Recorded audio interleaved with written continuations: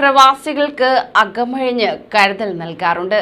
അതിൽ ഏറ്റവും വലുത് തന്നെയാണ് പ്രവാസികളെ നെഞ്ചോട് ചേർത്ത് പ്രവാസികൾക്കായി പ്രഖ്യാപിക്കുന്ന പ്രഖ്യാപനങ്ങൾ. അതെ, ഗോൾഡൻ വിസ.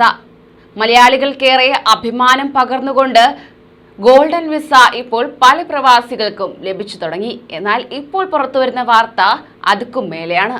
നമസ്കാരം, പ്രവാസി മലയാളിയിലേക്ക് സ്വാഗതം. പ്രവാസി വാർത്തകൾക്കായി ഈ ചാനൽ സബ്സ്ക്രൈബ് ചെയ്യൂ.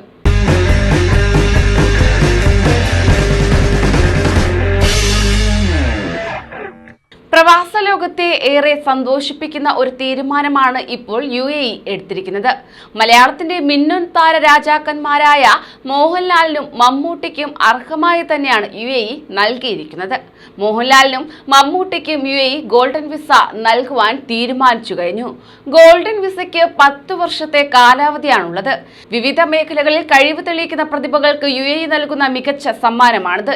ഇതാദ്യമായാണ് മലയാള സിനിമാ താരങ്ങൾക്ക് ഗോൾഡൻ വിസ കിട്ടുന്നത് എന്നത് ശ്രദ്ധേയമായ കാര്യം.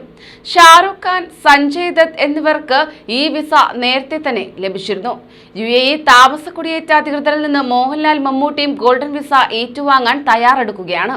അഭിനയ രംഗത്ത് 50 വർഷങ്ങൾ പൂർത്തീകരിക്കുകയാണ് മമ്മൂട്ടി.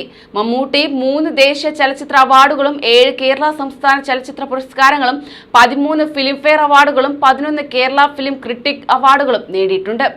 ദൃശ്യം 2, റാം തുടങ്ങിയ സിനിമകൾക്ക് ശേഷം മോഹൻലാലും ജിത്തു ജോസഫും ഒന്നിക്കുന്ന സിനിമ 12 മാൻ ആയിരുന്നു മോഹൻലാലിന്റെ സിനിമയെ അവസാനം പ്രഖ്യാപിച്ചത്.